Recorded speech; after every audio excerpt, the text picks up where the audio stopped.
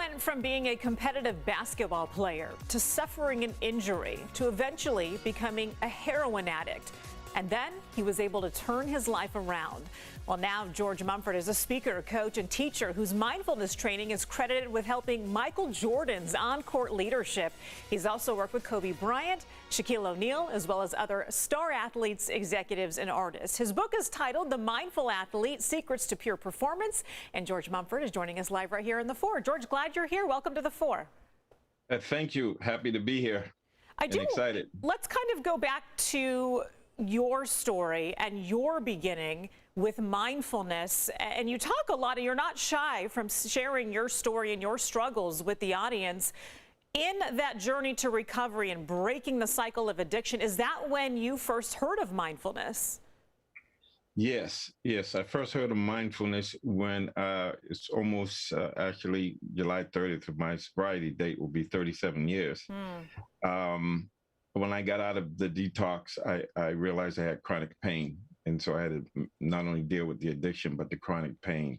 And so I learned I learned about mindfulness and about the idea of changing your lifestyle and taking personal responsibility for how you use your mind and your heart.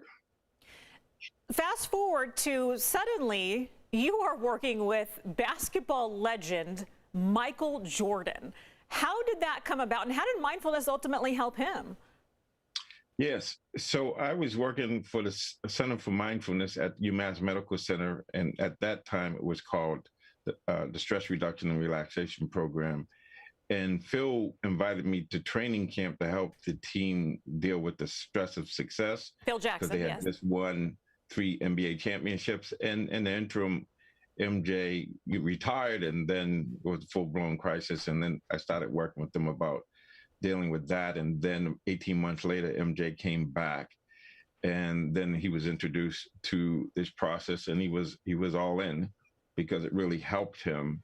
And also it helped him because I understood what it was like to be an elite athlete at his caliber from my days of being Dr. J's roommate in college. So he loved it. I mean, it was helping him, but it was also helping his teammates be able to relate to him and operate on a higher level. So it helped him. It helped everyone. It helped him. It helped the whole team to be able to be one mind, one breath.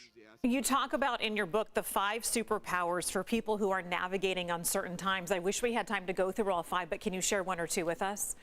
Yeah, so the main thing is what the 5 superpowers do is they create space between stimulus and response. And in that space, we have the freedom and power to choose. So things like self-awareness, of self-regulation, being able to manage our thought behaviors, and this idea of seeking to understand how we work and how the universe works. So self-knowledge is very important. And then how to be yourself no matter where you are and be able to express yourself fully.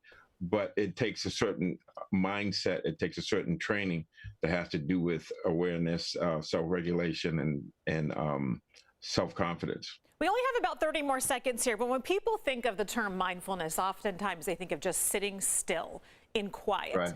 It's obviously more than that. What can people do today to sort of practice that, even if it's just for a minute or 2 by themselves at home?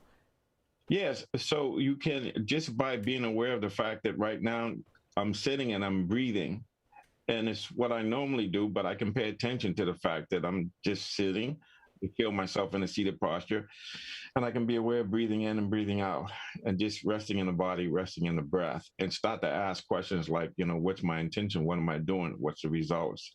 But really just being in the moment, just being here now. And you can do that if you can anchor yourself in your body and understand that you have this ability to step back and observe experience in a way. So mindfulness to me is like mirror mind. It just reflects what's in front of it. No interpretation, no pushing away or pulling towards you, just allowing whatever's happening to speak in its own language.